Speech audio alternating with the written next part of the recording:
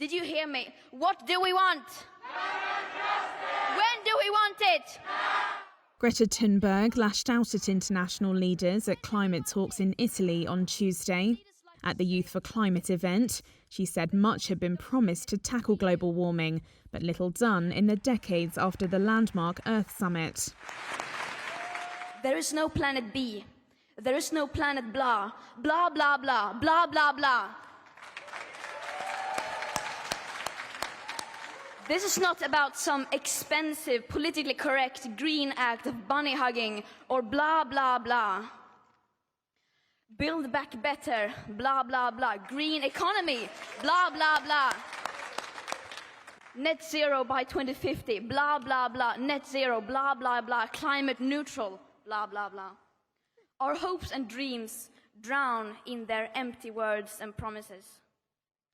Of course, we need constructive dialogue, but they've now had 30 years of blah, blah, blah, and where has that led us?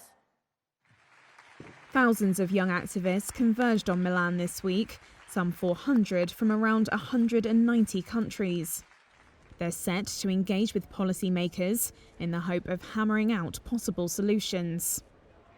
The youth activists have fought to get climate change to the top of the global agenda for years.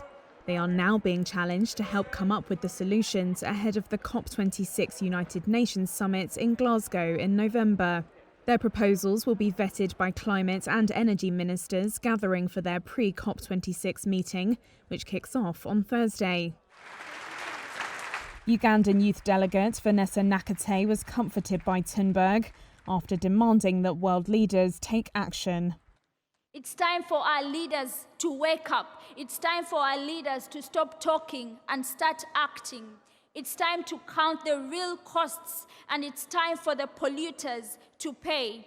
It's time to keep the promises. No more empty promises. No more empty summits. No more empty conferences. It's time to show us the money. It's time, it's time, it's time. And don't forget to listen to the most affected people and areas. Thank you. The UN COP26 conference aims to secure more ambitious climate action from the nearly 200 countries who signed the 2015 Paris Agreement. Climate activists are demanding policymakers put their money where their mouth is and stump up the billions of dollars needed to wean the world off fossil fuels to cleaner energy.